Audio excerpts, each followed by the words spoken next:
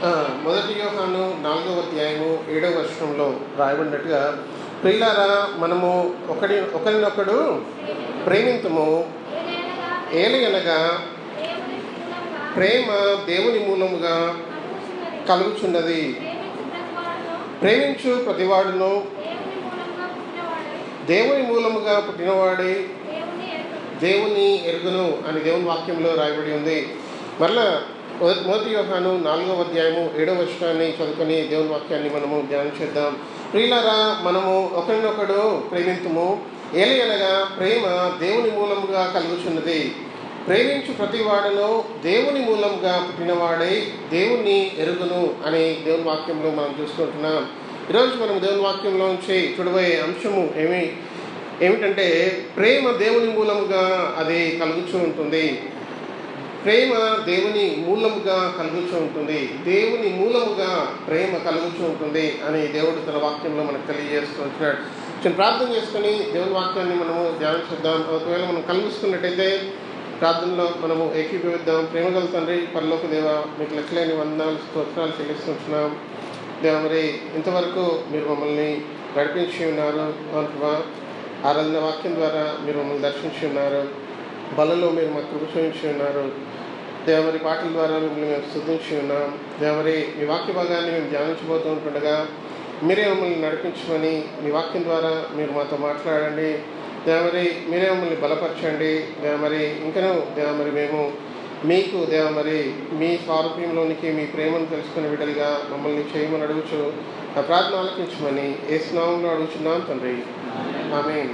మొదటి యోహాను 4వ అధ్యాయము 7వ వచనంలో రాయబడినట్టుగా, మనము ఒకరినొకరు ప్రేమింతుము, ఏలయనగా ప్రేమ దేవుని మూలముగా కలుగుతూ ఉంటుంది అని దేవుని వాక్యంలో మనకు రాయబడి ఉంది. ఒకవేళ మనము ఈ లోకంలో ప్రేమ అంటే ఏంటి అని దాని అర్థము మనం గ్రహించాలి, తెలుసుకోవాలి అంటే అది కేవలము మనము దేవుడి నుంచే తెలుసుకోవచ్చు. ప్రేమకి మూల కారణము, ప్రేమ అనే అర్థానికి దాన్ని వివరించడానికి ఎవరు సరిగ్గా వివరించగలరు, ఎవరికి సామర్థ్యం ఉంది వివరించడానికి అంటే కేవలము దేవునికే ఆ యొక్క ఆధిక్యత ఉంది. కేవలం తన కుమారుడైన యేసు ప్రభుకే ఆ ప్రేమను మనకు చూపించడానికి తనకి ఆధిక్యత ఉంది. లేకపోతే తనే తాను వివరించగలడు ఆ ప్రేమకి అర్థమేంటో అని మనకు తెలియజేయబడుతుంటుంది. అందుకే ఈ వాక్య భాగంలో యోహాను శిష్యుడైన యోహాను తాను ఏమని రాస్తున్నాడంటే, ప్రేమ దేవుని మూలముగా కలుగుతూ ఉన్నది అని తాను అంటూ ఉంటున్నాడు. ప్రేమ దేవుని మూలముగా కలుగుతూ ఉంటుంది. ఇంగ్లీష్లో ఏమని రాయబడిందంటే for love is from God అని రాయబడి ఉంటుంది. ప్రేమ దేవుని మూలముగా కలుగుతూ ఉంటుంది. ఈ లోకంలో మనము అనేక ప్రేమలు మనం చూస్తూ ఉంటాం. ఈ లోకంలో మనము అనేక విధాలుగా మనము ఒకరొకరు ఆప్యాయంగా చూసుకోవడము, ఒకరినొకరు లేకపోతే సహాయం చేయడము, అనేక విషయాలు మనం చూస్తూ ఉంటుంటాం. కానీ అన్నిటికంటే ఉత్తమమైనది ఏమిటి అంటే అది దేవుని ప్రేమ అయి ఉంటుంది అని దేవుడు తన వాక్యం ద్వారా మనకు తెలియజేస్తుంటున్నాడు. ప్రేమ దేవుని మూలముగా అది కలుగుతూ ఉంటుంది అని దేవుడు తన వాక్యంలో తాను అంటుంటున్నాడు. ఒకవేళ ఒక వ్యక్తి ఇంకొక వ్యక్తిని తాను ఆదరిస్తున్నాడు అనుకోండి, మేబీ అది స్వార్థంతో కూడింది అయి ఉండొచ్చు, లేకపోతే నిస్వార్థంగా అయి ఉండొచ్చు. కానీ నిస్వార్థమైన ప్రేమ అది ఏ రీతిగా ఉంటుంది అనేది మనం ఒకవేళ మనం తెలుసుకోవాలి, గ్రహించాలి అంటే అది కేవలము యేసు ప్రభుయే ఈ లోకానికి మనకి పరిచయం చేసి ఉన్నాడు.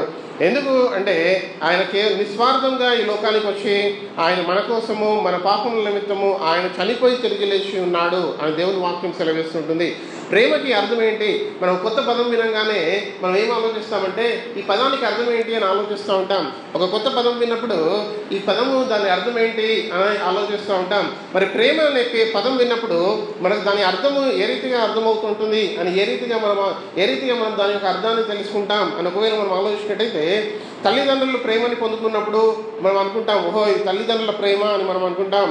లేకపోతే మనకి అన్నతమ్ముళ్ళు చెల్లెళ్ళు ఉన్నప్పుడు వారు మనల్ని ప్రేమిస్తూ ఉన్నప్పుడు ఓ ఇది అన్నతమ్ముళ్ళ ప్రేమ, చెల్లెళ్ళ ప్రేమ అని అనుకుంటూ ఉంటాం. లేకపోతే మనకి స్నేహితుడు ఉంటే ఇది స్నేహితుడు చూపించే ప్రేమ అని మనం అనుకుంటాం. ఒకవేళ వివాహం అయితే భార్య భర్తల మధ్య ఉన్న ప్రేమ అనుకుంటాం. కానీ ఇవన్నీ ఒకంతు అయితే దేవుని ప్రేమ అది అన్నిటికంటే ఉన్నతమైందంట. ఆ ప్రేమకి అర్థము కేవలం దేవుడు మనకి తెలియజేసి ఉన్నాడు కాబట్టి మనకి అర్థమవుతూ ఉంటుంది.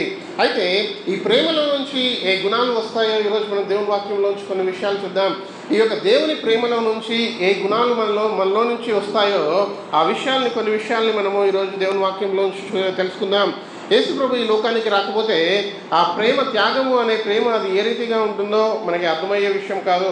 అయితే యేసు ప్రభు ఈ లోకానికి వచ్చి తాను ప్రేమలోంచి ఏ గుణాలని మనకు చూపించాడో ఆ గుణాలని మనం, కొన్ని విషయాల్ని మనము దేవుని వాక్యంలోంచి మనం తెలుసుకుందాం. మొట్టమొదటి చూసినట్టయితే యేసు ప్రభు ఈ లోకానికి వచ్చినప్పుడు ఆయన గురించి మనకు తెలిసిన విషయం యోహాను సువార్త 3వ అధ్యాయం 16వ వచనంలో రాయబడినట్టుగా, దేవుడు లోకమును ఎంతో ప్రేమించెను గనుక ఆయన తన ప్రియమైన కుమారుణ్ణి లోకానికి పంపి ఉన్నాడు అని దేవుని వాక్యంలో రాయబడింది. దేవుడు లోకమును ఆయన ఎంతో ప్రేమించాడంట. దేవుడు లోకమును ఒక మనిషి దేవుని ప్రేమను వివరిస్తూ తాను ఏమంటున్నాడంటే దేవుని వాక్యంలో దేవుడు లోకమును ఎంతో ప్రేమించాడు అని ఆయన చెప్తూ ఉంటున్నాడు. ఆ ఎంతో ప్రేమించాడు అని చెప్తూ దాన్ని వివరించలేక తాను ఏమంటున్నాడంటే ఆ ప్రేమ ఎంత గొప్పదో, ఎంత త్యాగంతో కూడిందో, దాని విస్తీర్ణత ఎంత ఉందో తాను ఏమంటున్నాడంటే తనకి కలిగిన ఏకైక కుమారుడిని ఈ లోకానికి పంపించాడు అని అక్కడ దేవుని వాక్యంలో రాయబడి ఉంది. అయితే యేసు ప్రభు తాను మనల్ని ప్రేమిస్తున్నాడు కాబట్టి తాను ఆ ప్రేమలో నుంచి ఏ గుణగణాలని మనకు చూపించాడో కొన్ని విషయాల్ని మనం దేవుని వాక్యంలో చూద్దాం. ఒకవేళ మనం మత్తయి సువార్త 9వ అధ్యాయం 36వ వచనం చదివినట్టయితే, మత్తయి సువార్త 9వ అధ్యాయము 36వ వచనము చూసినట్టయితే, మీలో ఎవరైనా చదవచ్చండి. మత్తయి సువార్త 9వ అధ్యాయం 36వ వచనము.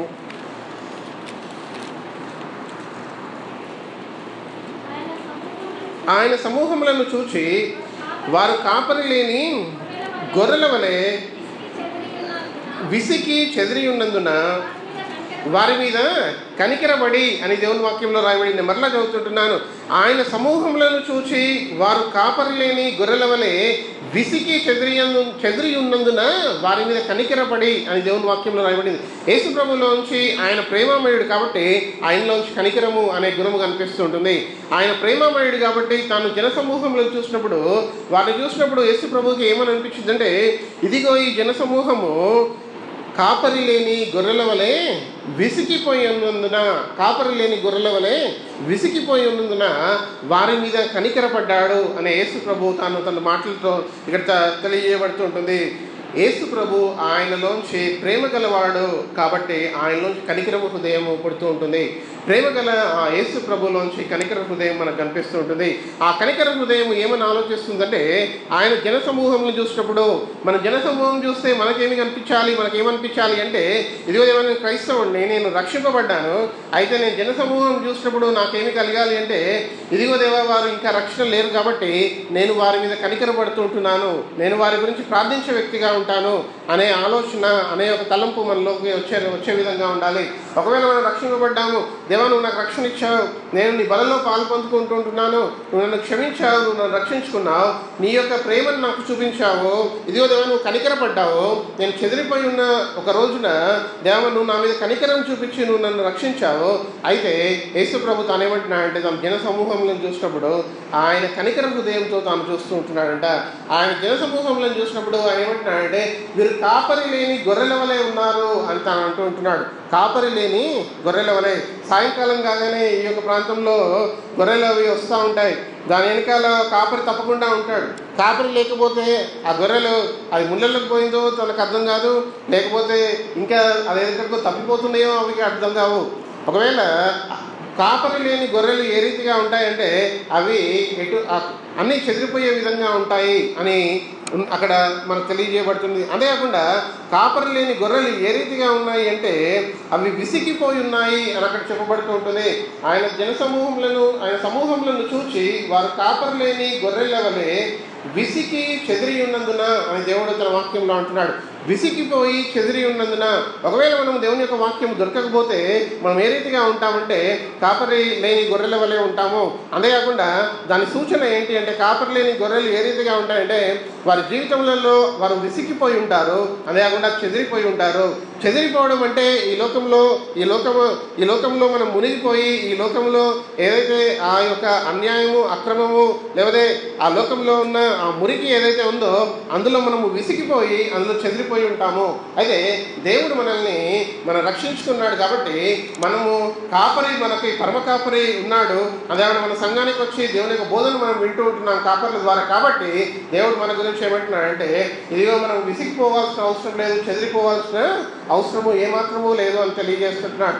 అయితే ఆయన మనల్ని ప్రేమించాడు కాబట్టి ఆయనలో నుంచి ఏ గుణము మనం చూస్తుంటున్నాం అంటే కనికర హృదయం చూస్తుంటున్నాం. యేసు ప్రభు తాను కనికరపడి తను ఏమంటున్నాడంటే, ఇదిగో ఇక్కడ సమూహము చూసినప్పుడు వారు కాపరి లేని గొర్రెల వలె విసికి చెదిరియనుందున్న వారి మీద కనికరపడి అని దేవుని వాక్యంలో తెలియజేయబడుతుంటుంది. మొట్టమొదటిగా యేసు ప్రభు యొక్క ప్రేమ హృదయంలోంచి కనికరం కలుగుతుంటుంది. ఏ విషయంలో కనికరము అంటే, ఆయన చూపించే కనికరం ఏ విషయంలో కనికరము అంటే, ఇదిగో దేవా మీరు ఆత్మీయంగా మనం నశించిపోతుంటున్నాం, మనం నరకంలోనికి వెళ్తుంటున్నాం, లేకపోతే ఈ లోకంలో మనము కృంగిపోయి ఉన్నాము. కాబట్టి దేవుడు మనకి మొట్టమొదటిగా ఆత్మీయంగా మనం ఆత్మీయ జీవితాన్ని కట్టుకోవడానికి ఆయన కనికరపడుతూ ఉంటున్నాడు. అది చాలా ప్రాముఖ్యమైన విషయము. మనం ఒకవేళ మత్తయి సువార్త మొదటి భాగంలో నేను ఉన్నాను, మొదటి భాగంలో మొట్టమొదటిగా కనికరపడ్డ ఆ యొక్క సన్నివేశాన్ని మనం ఇక్కడ చూస్తుంటున్నాం. ఆ సన్నివేశము ఏమని రాయబడిందంటే, ఈ జన సమూహము వారు చెదిరిపోయి ఉన్నారు, విసిగిపోయి ఉన్నారు అని యేసు ప్రభు తాను కనికరపడుతుంటున్నాడు. మన హృదయంలో నుంచి కూడా ఇదిగో దేవా నేను ప్రేమిస్తూ ఉంటున్నాను, అంతేకాకుండా నేను ఇతరులను కూడా ప్రేమిస్తూ ఉంటున్నాను అన్నప్పుడు మన హృదయంలోంచి కనికర హృదయము రావాల్సిన అవసరము ఎంతో ప్రాముఖ్యమైంది. ఎందుకు అంటే యేసు ప్రభు తాను కనికర హృదయాన్ని తాను ఈ లోకంలో ఉన్నప్పుడు తాను చూపించాడు. మొట్టమొదటి సన్నివేశంలో మనం చూసాం కనికర హృదయం ఏ సందర్భంలో వచ్చిందో. ఆ సందర్భము ఏంటి అంటే, యేసు ప్రభు కనికరపడుతుంటున్నాడు. జన సమూహంలను చూసినప్పుడు ఆయన కనికరపడి ఆయన వారికి దేవుని యొక్క వాక్యాన్ని బోధిస్తూ తాను ఏమంటున్నాడంటే, 37వ వచనము చదివినట్టయితే, 38వ వచనం చూసినట్టయితే, కోత విస్తారమే కానీ పనివారు కొద్దిగా ఉన్నారు గనుక తన కోతకు పనివారిని పంపుమని కోత యజమాని వేడుకొనుడని తన శిష్యులతో చెప్పాను అని అక్కడ రాయబడింది. ఈ యొక్క సందర్భాన్ని యేసు ప్రభు చూపిస్తూ అక్కడ ఏమంటున్నాడంటే, ఇదిగో మీరు ప్రార్థించండి. ఎవరి గురించి ప్రార్థించండి అంటే, ఇది కోత విస్తారమే కానీ పనివారు తక్కువగా ఉన్నారు. ఒక దైవజనుడు తాను సేవకుడు అవ్వాలంటే ఆయన ప్రేమ హృదయం కలిగి ఉండాలి. ఆ ప్రేమతో పాటు ఆయనలోంచి కనికర హృదయము కలగాలి. ఆ కనికర హృదయంలో నుంచే వచ్చే బోధ ప్రజల్ని ఆదరించే విధంగా ఉంటుంది. ఆ కనికర హృదయం నుంచి అందుకే యేసు ప్రభు తాను జనసమూహాలను చూసినప్పుడు తాను కనికరపడుతున్నాను అంటున్నాడు. ఆ కనికరము ఇదిగో దేవుడు మనల్ని కనికరించే దేవుడు అంటున్నాడు, ఆయన మనల్ని ఓదార్చే దేవుడు అంటున్నాడు, ఆయన మనల్ని రక్షించే దేవుడు అంటున్నాడు. అయితే తన ప్రేమ హృదయంలోంచి ఆ కనికర హృదయం మనకు కనిపిస్తూ ఉంటుంది. ఆయన కనికరపడి ఆయన ఈ మాటలు అంటూ ఉంటున్నాడు. ఒకవేళ మనం రెండో విషయాన్ని చూసినట్టయితే మత్తయి సువార్త 14వ అధ్యాయము 14వ వచనం ఒకసారి చదువుదామండి. మత్తయి సువార్త 14వ అధ్యాయం 14వ వచనము ఒకసారి చూసినట్టయితే, ఆయన వచ్చి ఆ గొప్ప సమూహమును చూచి మళ్ళా వారి మీద కనికరపడి వారిలో రోగులైన వారిని స్వస్థపరచను అని దేవుని వాక్యంలో చూస్తుంటున్నాం. యేసు ప్రభు తాను కనికరపడి అనేక జన సమూహములను చూసి వారిలో రోగులైన వారిని దేవుడు ఆయన స్వస్థపరిచి ఉన్నాడు యేసు ప్రభు అని అక్కడ మనం రాయబడి ఉంది. యేసు ప్రభు యొక్క ప్రేమ హృదయంలోంచి ఆయనలోంచి కనికర హృదయం కనిపిస్తుంటుంది, ఆయనలోంచి ఒక జాలి హృదయం కనిపిస్తుంటుంది. ఆయన ఏమని ఆలోచిస్తున్నాడంటే, ఆయన జన సమూహములను చూసినప్పుడు ఒక సందర్భంలో ఆయన ఏమని ఆలోచిస్తున్నాడంటే, ఇదిగో వారు కాపర్లేని గొర్రెల వలె ఉన్నారు, వారు విసిగిపోయి చెదిరి ఉన్నారు కాబట్టి వారికి ఆత్మీయ ఆహారం ఎంతో అవసరము, దేవుని యొక్క వాక్యము ఎంతో అవసరము అని అక్కడ గ్రహించి ఉన్నాడు. ఇంకొక సందర్భంలో ఆయన జన సమూహములను చూసినప్పుడు యేసు ప్రభు తాను ఏమంటున్నాడంటే, వారిలో అనేక మంది రోగులు ఉన్నారు కాబట్టి వారికి స్వస్థత గురించి యేసు ప్రభు వారిని స్వస్థపరిచినట్టుగా మనం చూస్తూ ఉంటున్నాం. ఆయన స్వస్థపరిచే దేవుడు అయి ఉంటున్నాడు. ఆయన కనికర హృదయంలో నుంచి ఆయన మనల్ని ప్రేమిస్తున్నాడు కాబట్టి ఆయన మన మీద కనికరం చూపిస్తూ ఉంటున్నాడు. కనికరం చూపించి తాను ఏమంటున్నాడంటే మనకు ఆత్మీయ ఆహారాన్ని ఆయన అనుగ్రహిస్తుంటున్నాడు. అంతేకాకుండా ఆయన మనల్ని స్వస్థపరిచే దేవుడు అయి ఉంటున్నాడు. ఇదిగో మనము ప్రార్థించినప్పుడు దేవుడు తప్పకుండా మనకి స్వస్థత ఇచ్చే దేవుడు అయి ఉంటున్నాడు. ఆయన ప్రేమ హృదయంలోంచి ఆ కనికర హృదయంలోంచి మనకి ఆయన జీవజల ద్వారాలు మనకి ఇస్తూ ఉంటున్నాడు. మనం ఎప్పుడు దాహం కాకుండా ఉండే ఆ యొక్క వాక్యాన్ని దేవుడు అందిస్తూ ఉంటున్నాడు. అదే కాకుండా ఆయన మనల్ని స్వస్థపరిచే దేవుడు అంటున్నాడు. ఆయన స్వస్థపరిచే దేవుడు అంటున్నాడు. దేవా ఇదిగో దేవా నాకు ఈ యొక్క విషయంలో నేను ఎంతో బాధతో ఉన్నాను, భారంతో ఉన్నాను అని ఒకవేళ మనం అడిగినట్టయితే దేవుడు మనల్ని స్వస్థపరిచే దేవుడు అంటున్నాడు. ఆయన స్వస్థత అయితే దేవుని యొక్క ప్రేమ, దేవుని యొక్క కనికరము ఇదిగో మనకు కనిపిస్తూ ఉంటుంది. ఈ దేవా నువ్వు నా మీద కనికరపడినట్టయితే, ఆ జనసమూహం మీద కనికరపడినట్టుగా నా మీద కనికరపడినట్టయితే, ఇదే దేవా తప్పకుండా నువ్వు నన్ను నడిపించే దేవుడు అంటున్నావు, నా యొక్క జీవితాన్ని నువ్వు బాగు చేసే దేవుడు అంటున్నావు, నువ్వు నన్ను నడిపించే దేవుడు అంటున్నావు అని మనం అడిగేవారిగా ఉండాలి. ఇక్కడ యేసు ప్రభు అంటున్న మాట ఏంటంటే, తను జన సమూహమును చూసి ఉన్నాడు. ఆ జన సమూహంలో మనము కూడా ఒక భాగము వారిమే, ఒకరిమే అని అయి ఉంటున్నాం. అయితే యేసు ప్రభు తాను కనికర హృదయంలో నుంచి తాను మనల్ని స్వస్థపరచాలనుకుంటూ ఉంటున్నాడు. మూడో విషయాన్ని ఒకవేళ మనం చూసినట్టయితే మత్తయి సువార్త 15వ అధ్యాయం 32వ వచనము ఒకసారి చూద్దామండి. మత్తయి సువార్త 15వ అధ్యాయం 32వ వచనము ఒకసారి చూసినట్టయితే, అంతటా యేసు తన శిష్యులను పిలిచి, ఈ జనులు నేటికి 3 దినముల నుండి నా యొద్దనున్నారు, వారికి తిననేమీ లేదు గనుక వారి మీద కనికరపడుచున్నాను. చూసారా, మూడో విషయాన్ని మనం చూసినట్టయితే యేసు ప్రభు ప్రేమ గుణంలోంచి, ఆయన కనికర హృదయంలోంచి ఏమి మనకి తెలియజేయబడుతుందంటే, వారు 3 దినంలో నుంచి ఏమీ తినలేదు కాబట్టి యేసు ప్రభు వారి మీద కనికరపడుతూ ఉంటున్నాడంట. 3 విషయాలలో యేసు ప్రభు ఇక్కడ తన కనికరాన్ని ఆయన చూపిస్తూ ఉంటున్నాడు.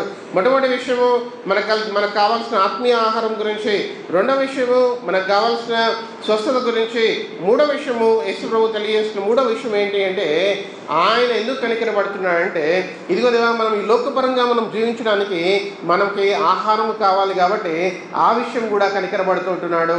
అది చాలా ప్రాముఖ్యమైన విషయం. ఒకసారి ఆలోచించండి, మనము ఈ లోకంలో జీవించడానికి ఒక వ్యక్తికి భోజనం ఉన్నా, ఆరోగ్యం ఉన్నా, ఆత్మీయ ఆహారం లేకపోతే ఈ లోకంలో తను జీవించలేడు. తను కృంగిపోయిన స్థితిలో ఉంటాడు. లేకపోతే తాను ఎంతోమందిని మనం ఎంతోమంది చూస్తుంటున్నాం ఈ లోకంలో.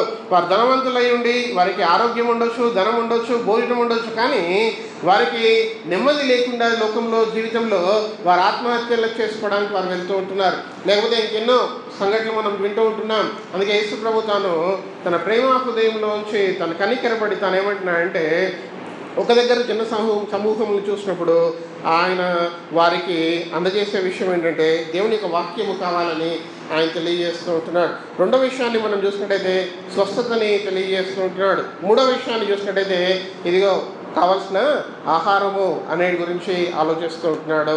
అది చాలా ప్రాముఖ్యమైన విషయం. సో దేవుని వాక్యంలోంచి 3 విషయాలు మనం గమనిస్తూ ఉంటున్నాం. ఈ 3 విషయాలు చాలా ప్రాముఖ్యమైన విషయాలు ఉంటున్నాయి. ఒక శాస్త్రవేత్తని మనం ఒకసారి ఆలోచిద్దాం.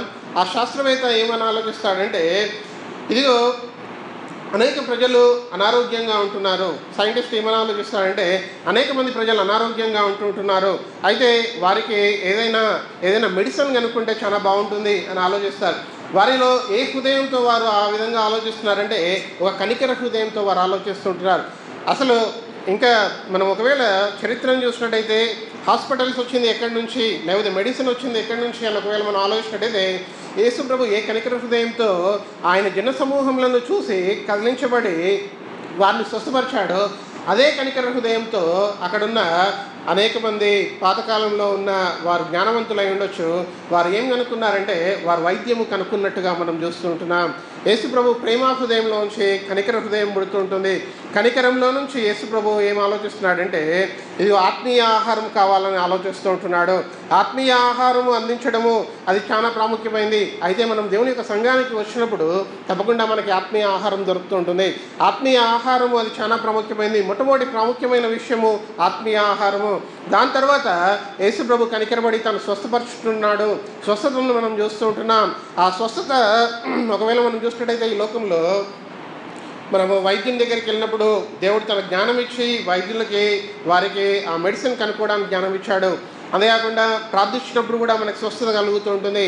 అంతేకాకుండా మూడో విషయం చూసినట్టయితే ఈ లోకపరంగా మనకి ఆహారం గురించి మనం ఆలోచిస్తూ ఉంటున్నాం. ఆహారం ఇవ్వడానికి దేవుడు మనల్ని ఆయన మన మీద కనికరపడుతూ ఉంటున్నాడు. ఆయన యొక్క కనికర హృదయంలో నుంచి ఇవి మనకి కలుగుతూ ఉంటున్నాయి. ఇలాంటి కనికర హృదయం చాలా ప్రాముఖ్యం. అయితే 15వ అధ్యాయం 33వ వచనము ఒకసారి చదుదామండి. 33వ వచనము ఒకసారి చదుదాం.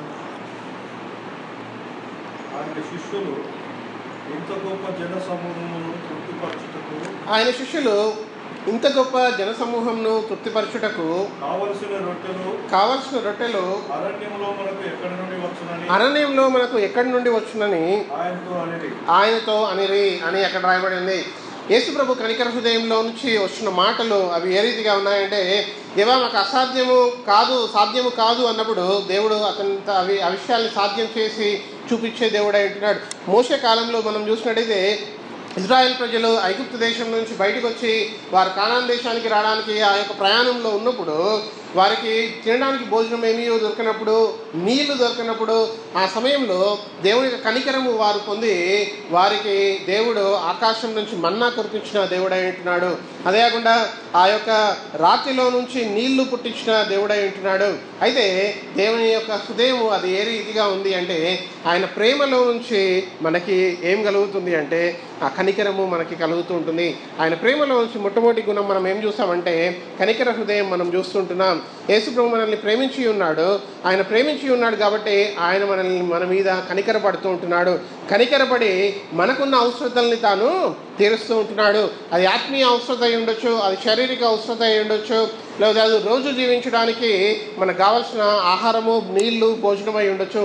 ఇవన్నిటినీ దేవుడు ఆయన కనికరంతో ఆయన తీరుస్తూ ఉంటున్నాడు. దేవుని యొక్క కనికరాన్ని ఇంకా మనం అర్థం చేసుకోవాలంటే ఆయన ప్రతి ఒక్క కాలంలో ఆ కాలాల చొప్పున ఆయన వర్షము కావాల్సినప్పుడు వర్షము, లేకపోతే ఇంకా అన్నిటినీ ఆయన సమృద్ధిగా చేస్తూ ఉంటున్నాడు. ఆయన దేవుడు తన వాక్యంలో ఆయన సెలవిచ్చినట్టుగా ఆయన సముద్రాన్ని వేరుపరిచాడంట, భూమిని వేరుపరిచాడంట. సముద్రాన్ని నీరు తీసుకొచ్చి ఆయన ఆ కాలంలో ఆయన మన మీద కనికరం చూపించి ఆయన ఏ నేల మీద ఆయన వర్షాన్ని కురిపించినప్పుడు మనకి పంట వస్తూ ఉంటుంది.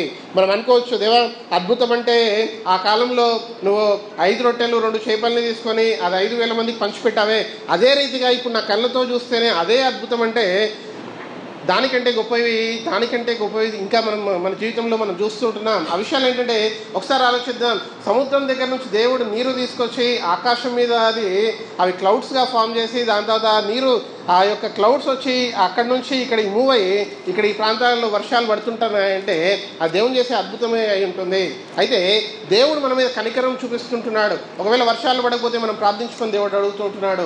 మనం ప్రార్థించినప్పుడు తప్పకుండా ఆయన మన మీద కనికరపడి ఆయన మనకి వర్షాలు ఇచ్చే దేవుడు అంటున్నాడు. ఆయన ప్రేమ గుణంలోంచి కనికర హృదయం మనం చూస్తుంటున్నాం. రెండో విషయాన్ని మనం చూద్దాం.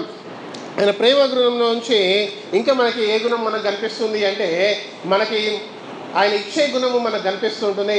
ఆయన ప్రేమ హృదయంలోంచి ఇచ్చే గుణం మనకు కనిపిస్తూ ఉంటుంది. ఒక ఉపమానము యేసు ప్రభు మనకు జ్ఞాపకం చేస్తూ ఉంటున్నాడు. లూకాసు వార్త 10వ అధ్యాయం 25వ వచనం చూసినట్టయితే మనకి అందరికీ తెలిసిన ఈ యొక్క సన్నివేశం అయి ఉంటుంది. లూకాసు వార్త 10వ అధ్యాయము 25వ వచనం ఒకసారి చదువుదామండి. లూకాసు వార్త 10వ అధ్యాయము 25వ వచనము ఒకసారి చూసినట్టయితే,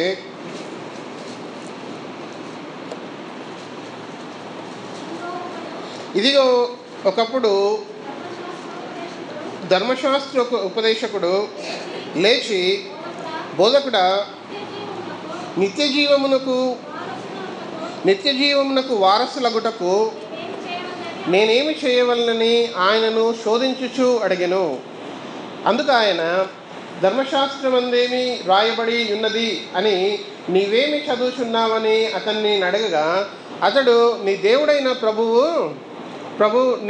నీ పూర్ణ హృదయంతోనూ, నీ పూర్ణ మనసుతోనూ, నీ పూర్ణ శక్తితోనూ, నీ పూర్ణ వివేకముతోనూ ప్రేమింపవలననియో, అంతేకాకుండా నిన్ను వల్లే నీ పొరుగువాణిని ప్రేమింపవలననియో వ్రాయబడి ఉన్నది అని చెప్పాను.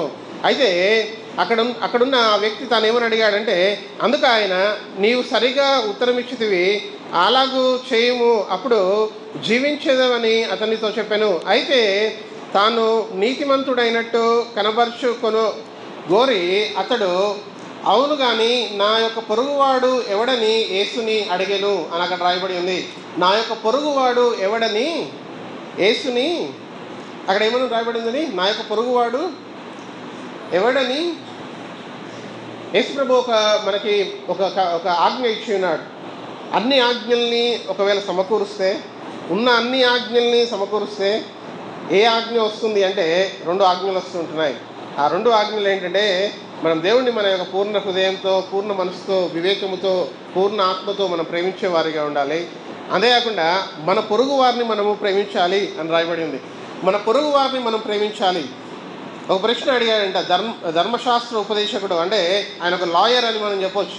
ఒక లాయర్ ఆయన ఒక ప్రశ్న అడిగాడంట, యేసు ప్రభువుని శోధించడానికి అడిగాడు అని రాయబడి ఉంది.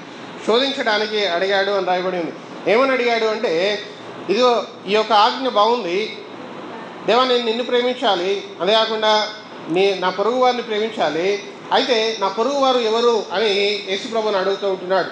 యేసు ప్రభువుని నా పొరుగు వారు ఎవరు అని అడిగినప్పుడు యేసు ప్రభువు అతనికి సమాధానం ఇస్తూ ఉంటున్నాడు. అతను ఏమని సమాధానం ఇస్తూ ఉంటున్నాడంటే, ఇది నీ యొక్క పొరుగువారు ఎవరు అని అడుగుతున్నావే, నీ ఎదుట చాలా మంది పొరుగువారు ఉంటున్నారు, అనేక మంది మన మధ్యలో ఉంటున్నారు, అనేక మందితో మనం సహవాసం చేస్తూ ఉంటున్నాం, మన స్నేహితులు ఉంటున్నారు, అదే కాకుండా అనేక మంది ఉంటుంటున్నారు. అయితే నా పొరుగువాడు ఎవరు అని, ఎవరికి నేను సహాయం చేయాలి, ఎవరికి నేను ప్రేమించడము చూపించాలి, నీ ప్రేమను ఎవరికి చూపించాలి అని మనకు ప్రశ్న రావచ్చు. అయితే ఇక్కడ రాయబడిన సన్నివేశం ఏంటి అంటే, మనందరికీ తెలిసిన సన్నివేశమే. ఆ సన్నివేశము అక్కడ రాయబడి ఉంది. అది ఏమని ఉంది అంటే, ఒక వ్యక్తి తాను దారిలో ఆయన అపాయంలో ఉన్నాడు. ఆ అపాయంలో ఉన్న వ్యక్తిని, ఆ వ్యక్తి ఏ దారిలో ఉన్నాడో ఆ దారిలో నుంచి 3 వ్యక్తులు వెళ్తూ ఉంటున్నారు. ఆ 3 వ్యక్తులలో ఒక వ్యక్తి ఎవరు అంటే, ఆయన ప్రీస్ట్ అయి ఉంటున్నాడు. ఆ ప్రీస్ట్ ఆ యొక్క మార్గంలో వెళ్తూ ఆ అపాయంలో ఉన్న వ్యక్తిని చూశాడు. ఆ అపాయంలో ఉన్న వ్యక్తిని చూసి ఆయన పట్టించుకోకుండా వెళ్ళిపోయాడు. ఇంకొక వ్యక్తి ఎవరంటే లేవీయుడు అయి ఉన్నాడు. ఆ లేవీయుడు వెళ్తూ ఆ లేవీయుడు కూడా అతన్ని పట్టించుకోకుండా వెళ్ళిపోయాడు. 3వ వ్యక్తి వెళ్తున్న వ్యక్తి ఎవరంటే సమరయుడు అయి ఉంటున్నాడు. ఆ సమరయుడు ఆ వ్యక్తిని చూసి అతని మీద జాలిపడి, అతని మీద కనికరపడి, యేసు ప్రభువులో ఉన్న కనికర హృదయము ఇక్కడ మనకు కనిపిస్తూ ఉంటుంది. ఆ వ్యక్తి ఆయన జాలిపడి కనికరపడి ఆయన ఏం చేస్తూ ఉంటున్నాడంటే, అతనికి ఏ బాధలో ఉన్నాడో ఆ బాధని ఆయన తీరుస్తూ ఉంటున్నాడు. ఆయనకి గాయమైంది, ఆ గాయంని బాగవ్వడానికి దానికి ఉన్న ఖర్చు అంతా ఆయన వెల చెల్లిస్తూ ఉంటున్నాడు. ఆ వెల చెల్లించి ఆయనని చూసుకోవడానికి ఆ ఖర్చుని ఆయన ఇస్తూ ఉంటున్నాడు. అయితే ఇక్కడ ఈ సన్నివేశంలో మనం చూసినట్టయితే, ఇచ్చే గుణము ఎవరికైతే ఉంటుందో, సహాయం చేసే ఎవరికైతే ఆ గుణం ఉంటుందో వారిలో ప్రేమ ఉన్నట్టని యేసు ప్రభు అక్కడ వారికి బోధిస్తూ ఉంటున్నాడు. యేసు ప్రభు అక్కడ బోధించి వారికి చెప్తూ ఉంటున్నాడు. యేసు ప్రభు మనలోంచి ఏ గుణాన్ని ఆయన చూడాలనుకుంటున్నాడంటే, ప్రేమలోంచి మొట్టమొదటిగా మనం చూసింది ఏంటంటే, ఇదిగో దేవా నాలోంచి కనికర హృదయం కనిపిస్తుంటుంది. రెండో గుణము ఏంటి అంటే సహాయం చేసే గుణము, ఇచ్చే గుణము అని మనకు చూస్తుంటున్నాం. ఒకవేళ మనం ఆ ప్రీస్ట్ని చూసినట్టయితే ఆయన కూడా ధనవంతుడు అయి ఉండొచ్చు, ధనం ఉండొచ్చు, కానీ ఆయన చూసి చూడక వెళ్ళిపోయి ఉన్నాడు. అయితే ఆయన మీద కనికరము పుట్టలేదు అని మనకు కనిపిస్తూ ఉంటుంది. ఆయనలోంచి ప్రేమ ఉంది, కానీ ఆయనలోంచి కనికర హృదయము కనబడలేదు అని మనం చూస్తుంటున్నాం. ఒక లేవీయుడు ఉన్నాడు. ఆ లేవీయుడు కూడా తన దేవుని పని చేస్తుంటున్నాడు, కానీ ఆ లేవీయులో నుంచి కూడా కనికర హృదయం పుట్టట్లేదు అని మనం చూస్తుంటున్నాం.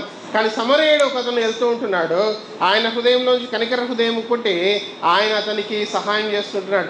మనలో ప్రేమ ఉండొచ్చు, మనలో కనికర హృదయం ఉండొచ్చు, కానీ మనలో ఇచ్చే గుణము లేకపోతే ఆ యొక్క మనలో ప్రేమ కనికరము అనేటివి మనలోంచి అవి నెరవేర్చబడినట్టుగా మనకి కనబడట్లేదు అనేది ఇక్కడ మనకు అర్థమవుతుంటుంది. ఎవరికైతే ఇచ్చే గుణం ఉంటుందో ఆ ఇచ్చే గుణము అది చాలా ప్రాముఖ్యమైనది. ఈ యొక్క సమరయుడు తాను ఏం చేస్తున్నాడంటే, ఇతరులకి ఇవ్వడానికి ఆయన సిద్ధంగా ఉన్నాడు. ఒక వ్యక్తి గాయంలో ఉన్నాడు, ఆయన మీద కనికరపడ్డాడు, ఆయన హాస్పిటల్కి తీసుకెళ్ళి ఆయనకి వైద్యంకి కావాల్సిన ఖర్చు అంతా ఆయన భరించి మరలా ఏమంటున్నాడంటే, ఈ దారిలో నేను మళ్ళా వస్తాను, మళ్ళా వచ్చినప్పుడు ఇంకా దాని మిగతా ఖర్చు ఏదైతే ఉందో అది కూడా నేను ఇవ్వడానికి నేను సిద్ధంగా ఉన్నాను. అయితే దేవుడు మనల్ని ఆయన ఆదరించే దేవుడు అంటున్నాడు. ఆయన మనల్ని ఆదరించే దేవుడు అంటున్నాడు. మనం అనుకోవచ్చు, ఇదిగో దేవా నాలో కనికర హృదయం ఉంది, నాలో ప్రేమ హృదయం ఉంది, నేను ఏం చేయాలి అని మనం అడిగితే, ఇదిగో దేవుడు తను మనకి ఏమని అంటున్నాడంటే, నువ్వు నన్ను ప్రేమిస్తున్నావు సరే మంచిదే, అయితే నీ పొరుగువారిని కూడా ప్రేమించడం చాలా ప్రాముఖ్యం. అయితే నా పొరుగువారు ఎవరు దేవా అంటే, అవసరతలో ఉన్నవారు వారు పొరుగువారు అయి ఉంటున్నారు. ఎవరైతే కష్టంలో ఉన్నవారు వారు పొరుగువారు అయి ఉంటున్నారు. దేవుడు మనల్ని ఇదిగో మన యొక్క పొరుగు వారిని కోసము ప్రయాసపడండి అని దేవుడు చెప్తూ ఉంటున్నాడు. అది చాలా ప్రాముఖ్యమైన విషయం. ఆ కాలంలో అనేక మిషనరీస్ వాళ్ళు వచ్చి భారతదేశానికి వచ్చి హాస్పిటల్స్ వాళ్ళు స్టార్ట్ చేశారు, లేకపోతే ఎన్నో స్కూల్స్ మొదలుపెట్టారు. అవి ఎందుకు వారంత కష్టపడి ఎందుకు చేశారు అంటే, వారిలో ప్రేమ ఉంది, అదే కాకుండా వారిలో కనికరం ఉంది, అదే కాకుండా వారిలో ఇచ్చే గుణం కూడా ఉంది. ప్రేమలో నుంచి ఇచ్చే గుణం మనకు కనిపిస్తుంటుంది. అందుకే యోహాను సువార్త 3వ అధ్యాయం 16వ వచనంలో దేవుడు అన్న మాట ఏంటంటే, ఇదిగో నేను లోకంని ప్రేమిస్తున్నాను కాబట్టి నాకున్న ఏకైక కుమారుడిని నేను ఈ లోకానికి ఇస్తుంటున్నాను అని దేవుడు మనకి దాని వాక్యంలో తను తెలియజేస్తుంటున్నాడు. నేను ఇస్తున్నాను అని తెలియజేస్తుంటున్నాడు. నా యొక్క ఏకైక కుమారుడిని నేను ఇస్తుంటున్నాను అని తెలియజేస్తున్నాడు. అందుకే యేసుప్రభు ఈ ఉపమానం చెప్తూ అక్కడున్న ఆ వ్యక్తికి ఆయన ఏమని సంబోధిస్తున్నాడంటే, ఏమని తెలియజేస్తున్నాడంటే, ఇదిగో నువ్వు ప్రశ్న అడిగావు, ఆయన ధర్మశాస్త్ర ఉపదేశకుడంట, ఆయన ఒక ప్రశ్న అడిగాడు, దాని అర్థం ఏంటి, నా యొక్క సహోదరుడు ఎవరు అనేది నేను ఎలా తెలుసుకోవాలి, నా యొక్క సహోదరుడు ఎవరు, అవసరంలో ఉన్న సహోదరుడు ఎవరు అనేది ఎలా తెలుసుకోవాలి అంటే, ఇదిగో సన్నివేశము ఇక్కడ మనకు కనబడుతూ ఉంటుంది. ఆ సన్నివేశాన్ని దేవుడు మన ముందు ఉంచుతూ ఉంటున్నాడు. అయితే అది చాలా ప్రాముఖ్యమైన విషయం. మన దగ్గర ఎక్కువ ఉండకపోవచ్చు, తక్కువనే ఉండొచ్చు. ఆ తక్కువలో నుంచే మనం ఇచ్చినట్టయితే అదే దేవుడు కోరుకుంటూ ఉంటుంది, అదే దేవుడు ఆశించేది. అయితే ఇచ్చే గుణము అది ప్రేమలో నుంచి పుడుతుంటుంది. ఇచ్చే గుణము అది ప్రేమలో నుంచి పుడుతుంటుంది. చాలా మందికి చాలాసార్లు అర్థం కాదు. వారు చాలాసార్లు ఏమని ఆలోచిస్తారంటే, ఈ లోకంలో చాలామంది ఇతరులకు సహాయం చేస్తూ ఉంటారు. వీరికి అంటే బహుశా మనిషి యొక్క ఆలోచన ఏ విధంగా ఉంటుందంటే, ఈ కాలంలో మనం చూస్తుంటున్నాం, ఆ కాలంలో క్రైస్తవులు ఒకరే ఇచ్చేవారు, ఆ కాలంలో క్రైస్తవులు ఒకరే కనికరం హృదయం కలిగి ఉండేవారు. కానీ ఈ కాలంలో అందరూ ఆ యొక్క గుణాలని చూపిస్తూ ఉంటున్నారు. అయితే మనం ఇంకా ఎక్కువగా యేసు ప్రభు మనకిచ్చిన గుణాలని మనం చూపించే విధంగా ఉండాలి. అది చాలా ప్రాముఖ్యమైన విషయం ఉంటుంది. ఒకవేళ మనం మొదటి తెస్సలోనిక 4వ అధ్యాయం 9వ వచనం ఒకసారి చదివినట్టయితే, దేవుని యొక్క వాక్యంలోంచి మొదటి తెస్సలోనిక 4వ అధ్యాయము 9వ వచనము ఒకవేళ చూసినట్టయితే, 4వ అధ్యాయం 9వ వచనం, సహోదర ప్రేమను గూర్చి మీకు వ్రాయనక్కర్లేదు,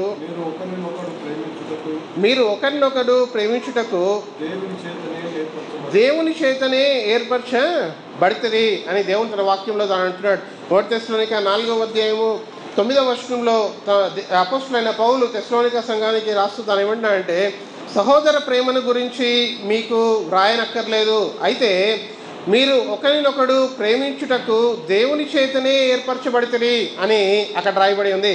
అంటే ఒకరినొకరము ప్రేమించుకోవడము అనేది, ఒకరి యొక్క అవసరతలలో మనం పాలు పంచుకోవడం అనేది అది మనకి సహజంగానే కలగాలి, లేకపోతే అది చాలా ప్రాముఖ్యమైన విషయము అని దేవుడు తన వాక్యంలో ఆయన తెలియజేస్తూ ఉంటున్నాడు. ఒకరినొకరము ప్రేమించుకోవడము అనేది చాలా ప్రాముఖ్యమైనది. సహోదర ప్రేమ అనేది అక్కడ రాయబడి ఉంది. సహోదర ప్రేమ అనేది చాలా ప్రాముఖ్యమైనది అని దేవుడు తన వాక్యంలో తాను తెలియజేస్తూ ఉంటున్నాడు. మనకు ప్రశ్న రావచ్చు, దేవా నేను ఎంతకాలము ఇతరులకి సహాయం చేస్తూ ఉండాలి, ఎంతకాలం నేను కనికర హృదయంతో ఉండాలి, ఎంతకాలం ప్రేమించే హృదయంతో ఉండాలి అని మనకు ప్రశ్నలు రావచ్చు కదా. ఎంతకాలము దేవా నేను ఇతరులకి సహాయం చేస్తుండాలని మనకు ఎన్నో ప్రశ్నలు రావచ్చు. అయితే దేవుడు తన వాక్యంలో తాను ఏమంటున్నాడంటే, మనం సహోదర ప్రేమ కలిగి ఉండాలి. మనం చూపించే ప్రేమ ఇతరులని ప్రేమించే విధంగా ఉండాలి. మన యొక్క పొరుగు వారిని ప్రేమించే విధంగా ఉండాలి. ఆ యొక్క సమరయుడిని మనం చూసినట్టయితే, ఆ సమరయుడికి అక్కడున్న వ్యక్తి గురించి ఏమీ తెలియదు, ఆయన ఎవరో తెలియదు, ఆయన ఏ ఊరు నుంచి వచ్చాడో తెలియదు, ఏ ప్రాంతం నుంచి వచ్చాడో తెలియదు. కానీ ఆయన అతని మీద ప్రేమ చూపించి అతనికి సహాయం చేసినట్టుగా మనం చూస్తుంటున్నాం. అయితే దేవుడు మనం ఇతరులకి సహాయం చేస్తే దేవుడు కూడా మనల్ని ఆశీర్వదిస్తాడు అని అంటున్నాడు. మనం ఇతరులకు సహాయం చేస్తే దేవుడు మనల్ని ఏం చేస్తాడంటండి, మనల్ని ఆశీర్వదిస్తాడంట. అయితే మనల్ని కూడా ఆయన నడిపిస్తాడు, బలపరుస్తాడు అని దేవుడు తన వాక్యంలో తెలియజేస్తూ ఉంటున్నాడు. గలతీయులకు రాష్ట్రపతిగా 6వ అధ్యాయం 9వ వచనం చూసినట్టయితే, అంటే ఆ రీతిగా స్వార్థపూర్వకంగా మనం సహాయం చేయొద్దు, కానీ దేవుడు మనల్ని ఆశీర్వదిస్తా అంటున్నాడు. కానీ అయితే మనము సహాయం చేసే నిస్వార్థంగా ఉండాలి, ఆశించి సహాయం చేయొద్దు, కానీ దేవుడు తప్పకుండా ఆశీర్వదిస్తూ ఉంటున్నాడు. చాలా ప్రాముఖ్యమైన మాటలు ఇవి కదా. గలతీయులకు రాష్ట్రపతిగా 6వ అధ్యాయం 9వ వచనము ఒకవేళ చూద్దాం. గలతీయులకు రాష్ట్రపతిగా 6వ అధ్యాయము 9వ వచనము ఒకసారి చూసినట్టయితే, మనము మేలు చేయుట యందు విసుకక యుందుము, మనము అలయక మేలు చేస్తుమేని తగిన కాలమందు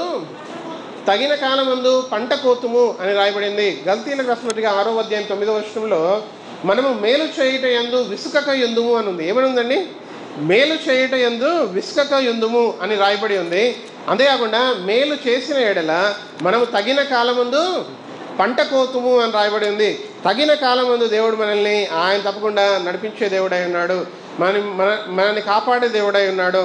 ఆయన మన మీద కనికరం చూపించే దేవుడు అయినాడు. దేవా నేను కనికరం ఎప్పుడు పొందుతాను అని మనం ఒకవేళ మనము ఆలోచించినట్లయితే మనం ఇతరుల మీద కనికరపడినప్పుడు మనం తప్పకుండా మనం కనికరం పొందేవారిగా ఉంటాం కదా. కనికరం చూపించడము అదే మేలు చేయుట యందు అని రాయబడి ఉంది.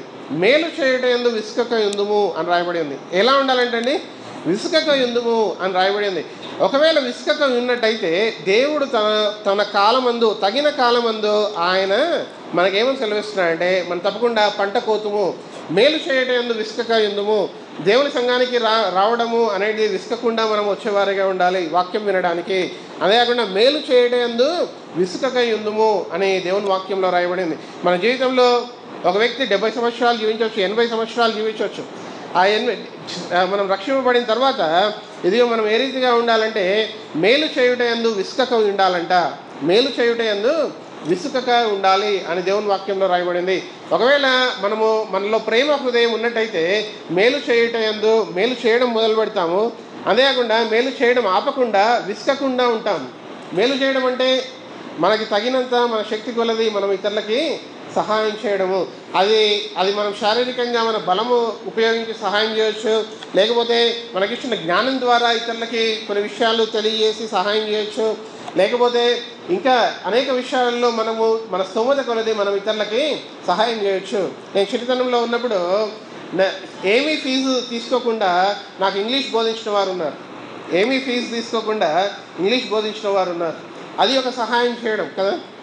ఏమీ ఫీజు తీసుకోకుండా ఇతరులకి ఏదైనా బోధించవచ్చు కదా, లేకపోతే ఇతరులకి సహాయం చేయొచ్చు. ఒక వ్యక్తి ఆయన కష్టంలో ఉన్నాడు, ఆయన ఆపదలో ఉన్నాడు, లేకపోతే ఆయనకి ఏదైనా కష్టమైన పరిస్థితి వచ్చింది, మనం ప్రార్థన చేయగలిగితే ప్రార్థన చేసి కూడా మేలు చేయొచ్చు. ప్రార్థన చేసి మేలు చేయొచ్చు. ఒక హాస్పిటల్లో ఒక వ్యక్తి గాయపడి ఉన్నాడు, ఆయన మన సంఘస్థుడని మనకు తెలుసు. ఆయనకి ఎంత చేసినా ఆయన యొక్క ఆపద పోదు, కానీ మనం ప్రార్థన చేస్తే తప్పకుండా ఆయన ఆపద నిర్మూలం అవుతుంది. అంటే మనం ప్రార్థన చేసి మేలు చేయొచ్చు, మనం ప్రార్థించి కూడా మేలు చేయొచ్చు. అందుకే పేతురు యోహానులు వారు అక్కడ అపోస్తల కార్యంలో రాయబడినట్టుగా ఒక వ్యక్తి ఆయన ఆలయం ముందు ఆయన కుంటివాడై ఉన్నప్పుడు ఆయన గురించి ఏమంటారంటే, మా దగ్గర మీకు ఇవ్వడానికి ఏమీ లేదు, కానీ బంగారము వెండి బంగారాలు లేవు, కానీ మేము ప్రార్థన ఒకటి చేయగలము అని అన్నప్పుడు, అది నీకు ఇష్టమా అన్నప్పుడు నాకు ఇష్టమే అని ఆ వ్యక్తి అన్నప్పుడు వారు ప్రార్థించినప్పుడు అతను స్వస్థత పొందడం మనం చూస్తూ ఉంటున్నాం. అయితే ప్రేమ హృదయంలో నుంచి ప్రేమలో నుంచి పుట్టే విషయం ఏంటంటే అది కనికర హృదయము, ఇచ్చే గుణము అది మనకి కలుగుతూ ఉంటుంది. ఇవ్వడము ఏ రీతిగా ఇవ్వచ్చు అంటే మన సమయాన్ని కూడా ఇతరులకు ఇవ్వచ్చు. ఒక వ్యక్తి తాను చాలా బాధపడుతూ ఉంటున్నాడు, తన ఇంట్లో చాలా కృంగిపోయి ఉన్నాడు కదా. కృంగిపోయి ఉన్నప్పుడు మనం అతనితో వెళ్ళి ప్రార్థించడము అనే సమయం గడిపినట్టయితే మనం ఇచ్చేవారిగా ఉంటున్నాం, మన సమయాన్ని ఇచ్చేవారిగా ఉంటున్నాం. ఆ సమయం ఇవ్వడం కూడా చాలా ప్రాముఖ్యం కదా. అది చాలా ప్రాముఖ్యమైన విషయం. సమయము మనకి ఇవ్వడము. ఇక్కడ మనం చూసినట్టయితే మేలు చేయట యందు విసుకక యుందుము. ఒక వ్యక్తి మేలు చేయాలంటే ఏం చేయాలి? మొట్టమొదటిగా ఎక్కడైతే మేలు అవసరం ఉందో అక్కడికి తాను వెళ్ళాలి. అక్కడికి వెళ్ళి తన సమయం ఇచ్చి అక్కడ గడపాలి. సమయము ఇవ్వడము కూడా అది చాలా ప్రాముఖ్యమైన విషయమే కదా. సో దేవుడు మనల నుంచి ఏం అడుగుతున్నాడంటే మేలు చేయట యందు విసుకక యుందుము అని అడుగుతూ ఉంటున్నాడు కదా. మేలు చేయట యందు విసుకక యుందుము. ఇక్కడ మనము సండే ఆరాధన అయిపోయిన తర్వాత భోజనాలు సిద్ధపరచబడుతూ ఉంటున్నాయి. భోజనము వడ్డించేవారు, భోజనము తయారు చేసేవారు, వారిలో ప్రేమ ఉంది, వారిలో విసుగు కూడా లేదు. కాబట్టి వారు అవన్నింటినీ చేస్తూ వారు అక్కడ అన్ని సమకూరుస్తూ ఉంటున్నారు కదా. అయితే మేలు చేయడం యందు విసుకక ఉందుము అని రాయబడి ఉంది. దాంతో 10వ వచనం ఒకసారి చూద్దాం. 10వ వచనంలో ఏమని రాయబడిందంటే గలతీయులకు రాసిన పత్రిక 6వ అధ్యాయం 10వ వచనం చూసినట్టయితే, కాబట్టి మనము సమయము దొరికిన కొలది అందరి ఏడలను విశేషముగా విశ్వాస గృహమునకు చేరిన వారి ఏడలను మేలు చేయదము. కాబట్టి మనకు సమయము దొరికిన కొలది, మనకు సమయం ఉన్న కొలది మనము మేలు చేయట యందు విసుకక అందరి ఏడలను మేలు చేయాలి. మరి ముఖ్యంగా విశ్వాస గృహము అంటే క్రైస్తవుల ఏడల, విశ్వాసుల ఏడల తప్పకుండా మేలు చేసేవారిగా ఉండాలి. విశ్వాస గృహమునకు చేరిన వారి ఏడల మేలు చేసేదము అని రాయబడింది. మేలు చేసేదము అని రాయబడి ఉంది. ఒకవేళ మనం ఇతరులకు మేలు చేయాలంటే ఈ లోకంలో మనం చూస్తూ ఉంటాం, ఎంతో స్వార్థంగా ప్రజలు జీవిస్తూ ఉంటారు. ఎంతో స్వార్థముతో జీవిస్తూ ఉంటారు. ఒక వ్యక్తి ఇంకొక వ్యక్తికి ఏదైనా సహాయం చేయాలంటే నేనెందుకు ఆ వ్యక్తికి సహాయం చేయాలి అని ఆలోచిస్తూ ఉంటారు. తనకి చేయగలిగిన స్తోమతలో ఉన్నా కూడా, లేకపోతే ఒక సలహా ఇవ్వడానికి కూడా ఎంతోమంది ఏం ఆలోచిస్తారంటే నేనెందుకు అతనితో మాట్లాడాలి అని ఆలోచిస్తారు, లేకపోతే నేనెందుకు అతనికి సహాయం చేయాలి అని ఆలోచిస్తూ ఉంటారు, లేకపోతే నేనెందుకు ఒక సలహా చెప్పాలి, మంచి సలహా నాకేంటిది అని ఆలోచిస్తూ ఉంటారు. అలాంటి లోకంలో మనం ఉన్నాం. అయితే దేవుడు మన గురించి ఏం ఆశిస్తున్నాడంటే మనం ఇతరులను ప్రేమించే వారిగా ఉండాలి. ఆ ప్రేమలో నుంచి పుట్టే గుణము ఏంటి అంటే ఇచ్చే గుణము మనలో ఉండాలి. అది విసుకకుండా చేయాలి. అప్పుడు తగిన కాలం ముందు మనము ఫలించే వారిగా ఉంటాం. మనము ఫలించడము అది ఏ రీతిగా ఉంటుందంటే, దేవా నేను ఇతరులకి ఏ రీతిగా నేను సహాయపడుతుంటున్నానో ఆ రీతిగా ఉన్నట్టయితే దేవుడు తప్పకుండా నన్ను కూడా ఆయన ఫలించే విధంగా ఆయన మనల్ని చేసే దేవుడుగా ఉంటాడు. అయితే మరి ముఖ్యంగా విశ్వాస గృహంలో ఉన్న వారి గురించి మనము ఏ రీతిగా ఉండాలంటే మేలు చేసేవారిగా ఉండాలి. సంఘంలో ఏదైనా ఆపద వచ్చిందనుకోండి, ఎవరికైనా మనం అందరం కలిసికట్టుగా ప్రార్థించేవారిగా ఉండాలి. సంఘంలో ఉన్నవారు ప్రార్థించేవారిగా ఉండాలి. ఒకరినొకరు ఆదరించేవారిగా ఉండాలి. మేలు చేసేవారిగా ఉండాలి. అయితే ఆ రీతిగా ఉన్నప్పుడు తప్పకుండా దేవుడు మనకి తగిన కాలం ముందు ప్రతిఫలము అందిస్తాడు. ఒక కుటుంబం ఉండొచ్చు, ఆ కుటుంబము కొత్తగా పెళ్ళై ఉండొచ్చు, వారికి పిల్లలు కలిగి ఉండొచ్చు, ఆ పిల్లలు యవనస్తులుగా ఉండొచ్చు. ఆ యవనస్తులు దేవా వారు ఏ రీతిగా ప్రయోజకులు అవుతారు, ఏ రీతిగా పెద్దగా అవుతారు, ఏ రీతిగా వారికి ఉద్యోగం దొరుకుతుంది అని మనలో ఎంతో కలవరము ఆలోచన ఉంటుంది కదా. అది దేవుడు మనల్ని ఏం చేయమంటున్నాడంటే మనం ఫలించడానికి మనల్ని ఏం చేయమంటున్నాడంటే మనల్ని ఇతరులకి ప్రేమించే హృదయం మనలో ఆయన చూడాలనుకుంటున్నాడు. ఇచ్చే హృదయం మనలో చూడాలనుకుంటున్నాడు. అది చాలా ప్రాముఖ్యమైన అది విషయం అయి ఉంటుంది. అదేమంటే గలతీ పత్రిక 5వ అధ్యాయం 13వ వచనం ఒకవేళ మనం చూసినట్టయితే, గలతీ పత్రిక 5వ అధ్యాయము 13వ వచనము ఒకవేళ మనం చూసినట్టయితే, సహోదరులారా మీరు స్వతంత్రులుగా ఉండుటకు పిలువబడితిరి. అయితే ఒక మాట,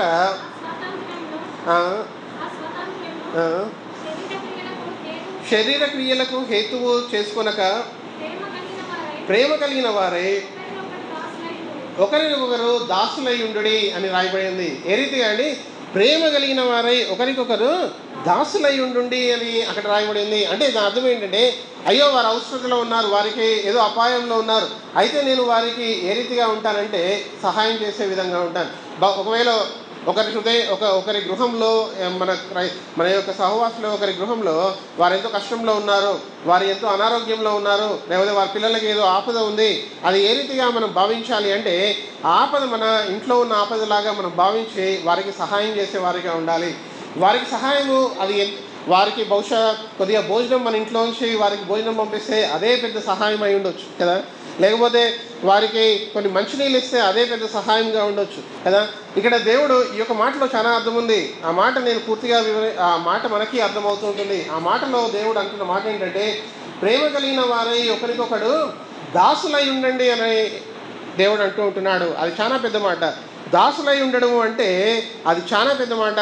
మనకు చాలా అర్థం కాదు. ఇదిగో దేవా ఏదో దేశంలోంచి భారతదేశానికి వచ్చి అనేక మంది మిషనరీస్ వచ్చి ఎంతో సహాయం చేశారు, ఎన్నో చేశారు విషయాలు, ఎన్నో విధాలుగా అన్ని విషయాల్లో ఇక్కడ ఉన్న వారికి ఆత్మీయంగా, శారీరకంగా, అంతేకాకుండా ఆర్థికంగా, అంతేకాకుండా వారు పనిచేసే విధంగా అన్నిట్లో సహాయం చేశారు. అంటే వారు వచ్చిన వారు ఇక్కడికి ఏ రీతిగా ఉన్నారంటే వారు దాసులై ఉన్నారు. ఇక్కడ ఉన్న ప్రజలకి మిషనరీస్ వారు ఏ రీతిగా పనిచేశారంటే ఒక దాసుల్లాగా పనిచేసి ఉన్నారు. అంతగా వారు చేసి ఉన్నారు, అంతగా వారు సమర్పించుకొని ఉన్నారు. అయితే అలాంటి ప్రేమ దేవుడు మనలోంచి కోరుకుంటున్నాడు. అందుకే యేసు ప్రభు తాను ఈ లోకానికి వచ్చి ఆయన ఈ భూమి మీదకి వచ్చి ఆయన ఆఖరి రోజుల్లో ఆయన యేసు ప్రభు చేసిన పని ఏంటంటే ఆయన శిష్యుల యొక్క పాదాలు కడిగి వెళ్ళాడు. ఆయన చేసిన పని అది ఏంటి అంటే నేను దాసుడుగా ఉండాలనుకుంటున్నాను, యజమానుడిగా ఉండాలనుకోవట్లేదు అని యేసు ప్రభు తాను అంటూ ఉంటున్నాడు. అయితే ఇదిగో దేవా నేను ప్రేమిస్తున్నాను అని మనం అంటున్నామంటే మనలోంచి దేవుడు కోరుకునే విషయం ఏంటంటే ఇతరులని మనము కర్ణించే హృదయము, ఇతరుల మీద కనికరపడే హృదయము, ఇతరులకి ఇచ్చే హృదయము అనేది చాలా ప్రాముఖ్యమైన విషయము. ఆ గుణాలు ఉన్నట్టయితే తప్పకుండా ఈ లోకంలో తప్పకుండా మనం ఇంకా దేవుని యొక్క నామాన్ని ఇంకా మనం గొప్ప చేయడానికి ఆ రీతిగా మనం ఉండేవారిగా ఉంటాం. అందుకే ఈ మాటలు ఇక్కడ మనకు రాయబడి ఉన్నాయి. మనం విసుకకుండా మేలు చేసేవారిగా ఉండాలి, విసుకకుండా మేలు చేసేవారిగా ఉండాలి. అప్పుడు తగిన కాలం అందు తప్పకుండా మనము ఫలించేవారిగా ఉంటాం.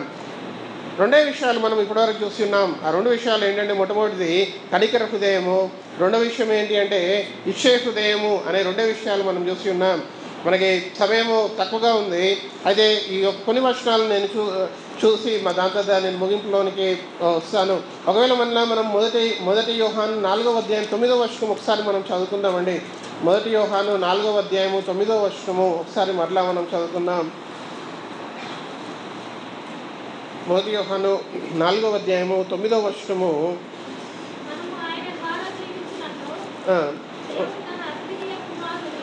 8వ వచనం నుంచి. దేవుడు ప్రేమ స్వరూపి, ప్రేమ లేనివాడు దేవుణ్ణి ఎరగడు. దేవుడు ఆయన ప్రేమ స్వరూపి అని రాయబడి ఉంది. దేవుడు ఎవరు అంటే ఆయన ప్రేమ స్వరూపి అని రాయబడి ఉంది. లేకపోతే ఇంగ్లీష్లో ఏమని రాయబడింది అంటే in this the love of God is manifested అని రాయబడి ఉంది. 9వ వచనం చూసినట్టయితే మనము ఆయన ద్వారా జీవించినట్లు దేవుడు తన అద్వితీయ కుమారుణ్ణి లోకంలోనికి పంపెను. దీని వలన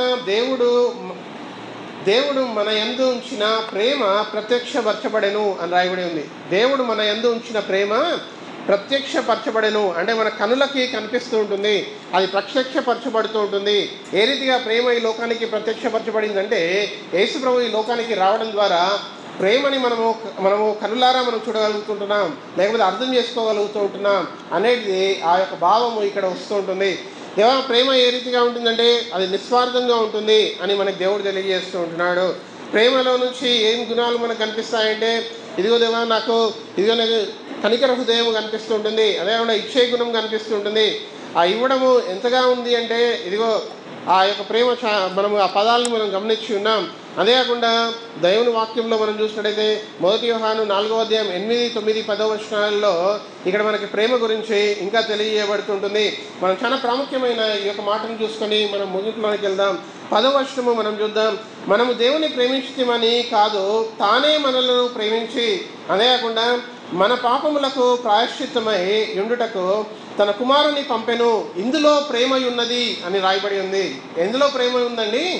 ఇందులో ప్రేమ ఉంది అని రాయబడింది. ప్రేమ ఈ లోకంలో అనేక మంది ప్రేమ ఎక్కడుందని వెతుకుతూ ఉంటున్నారు, ప్రేమ ఎక్కడ పొందుతానని వెతుకుతూ ఉంటున్నారు. చాలా 2 విషయాలు చాలా ప్రాముఖ్యమైనవి. ప్రేమ ఎక్కడ దొరుకుతుంది అని వెతుకుతూ ఉంటున్నారు, ప్రేమ ఎక్కడ ఉంది అని వెతుకుతుంటున్నారు, ఎవరి దగ్గర పొందాలి అని వెతుకుతూ ఉంటున్నారు. అయితే దేవుడు తాను ఏమంటున్నా అంటే ఇదిగో యేసు ప్రభుని ఈ లోకంలో పంపి ఉన్నానే, ఈ విషయాలలో ప్రేమ ఉంది అని దేవుడు జ్ఞాపకం చేస్తూ ఉంటున్నాడు. ప్రేమ గురించి మనము ఏదో కంగారు పడుతూ ఉంటాం, ఆలోచిస్తూ ఉంటాం కదా. ఒక వ్యక్తి ఎప్పుడు మనం ఏమనుకుంటామంటే ఇదిగో నేను కష్టంలో ఉన్నాను, నన్ను ఎవరో ఒకరు వచ్చి ఆదరించాలి అనుకుంటూ ఉంటాం. లేకపోతే ఇదిగో నేను బాధలో ఉన్నాను, నన్ను ఎవరో వచ్చి ఓదార్చాలి అనుకుంటూ ఉంటాం. లేకపోతే నాతో ఎవరైనా వచ్చి కొన్ని మాటలు మాట్లాడాలి అనుకుంటూ ఉంటాం. అయితే దేవుడు తాను ఏమంటున్నా అంటే ఆయన ఎల్లప్పుడూ సిద్ధంగా ఉన్నాడంట మనతో మాట్లాడడానికి. ఆయన ఎల్లప్పుడూ మనల్ని ఆదరించడానికి, కనికర హృదయం చూపించడానికి, మనకి తన కృపనివ్వడానికి ఎల్లప్పుడూ సిద్ధంగా ఉన్నాడంట. అయితే ఇదిగో దేవా నేను నిన్నే ప్రేమిస్తూ ఉంటున్నాను, నువ్వు నన్ను నడిపించే దేవుడు అంటున్నావు. ఎందుకు అంటే నువ్వు ఎవరో ప్రేమించినప్పుడు నువ్వు నన్ను ప్రేమించి ఉన్నావు అని మనం జ్ఞాపకం ఉంచుకోవాలి. ఇందులో ప్రేమ ఉంది అని అక్కడ ఆ పదం రాయబడి ఉంది కదా, ఆ మాటకి చాలా గొప్ప అర్థాన్ని దేవుడు మనకు తెలియజేస్తూ ఉంటున్నాడు.